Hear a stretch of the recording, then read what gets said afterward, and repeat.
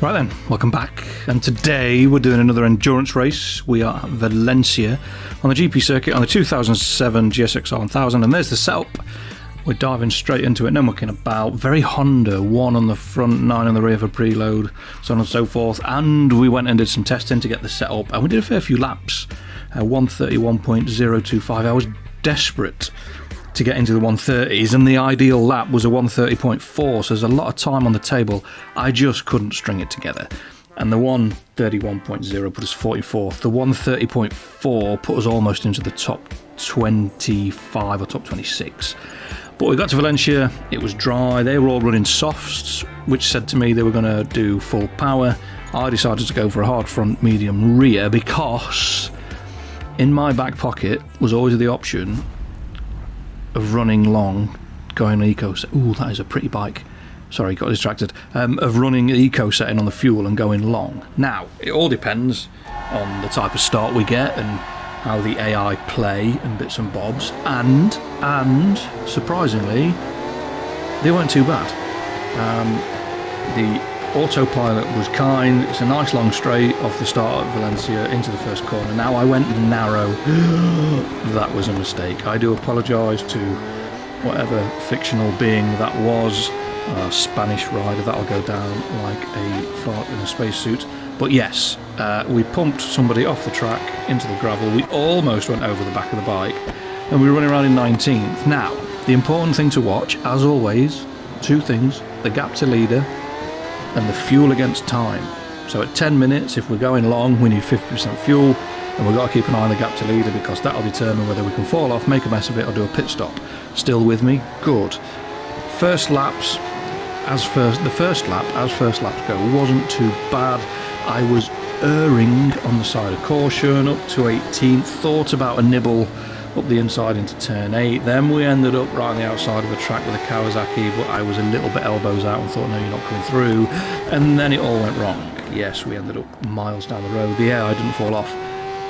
And it took forever. End of lap 1, we're 8.5 seconds behind the leader.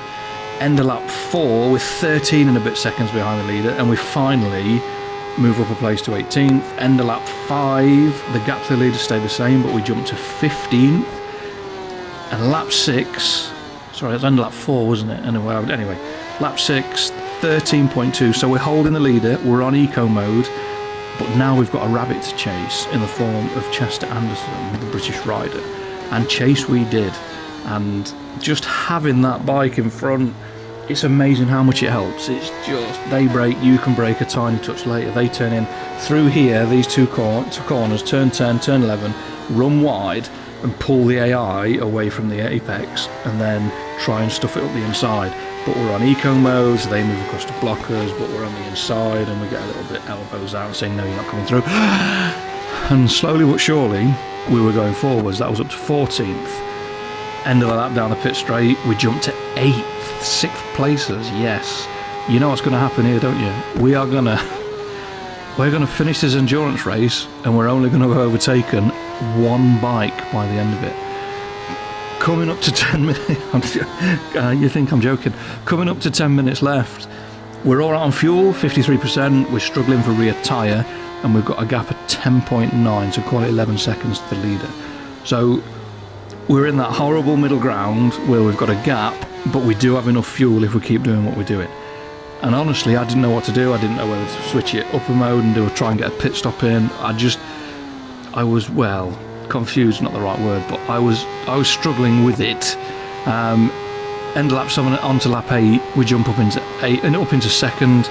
Most of the AI's gone in the pits, and at the end of lap 8, keep an eye on the top left corner. Spanish rider, 4% fuel left, they've gone in the pits as well. So we've got 42% fuel, plenty of front tyre's not a problem, 29% rear tyre. We've got a 16-second gap. Pit lane time here, in and out, is about 35 seconds. I don't need any fuel, so I'm not going to go in. I'm not going to risk going in, the leader's going past, and me having to flick the fuel mode up, and it's just not worth it. 5 minutes left. Bear in mind, we've still only overtaken one bike on the track, really, apart, I mean, the start doesn't really count because I wasn't really riding the bike.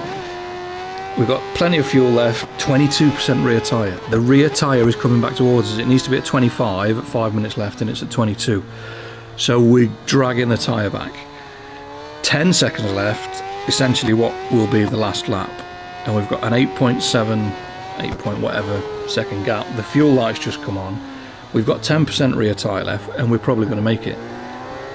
The bike is misbehaving. It is not playing games that I want it to play at all. The back end's moving about all over the place. You get on the gas, it's sliding about. It's just not in a nice place. I've turned the traction control up to 1 just to stop it doing naughty things like that. Look at it sliding at that last corner.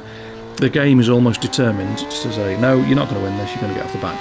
But no pit stops, riding steady. Only the one incident, we didn't fall off anymore, we didn't have any more like trips into the gravel trap, no more running wide. It was a very, very precise, very restrained race, and we ended up winning it by 14 seconds, which I was quite happy about, with no pit stops. Yes, the lap time wasn't great, 1:32.5, but what can you do? And that's your lot. Hope you've enjoyed it. If you have, give me a like, a comment, subscribe, all the usual jazz. There's plenty more to come, and fingers crossed, I will see you next time. Take care, stay safe, peace.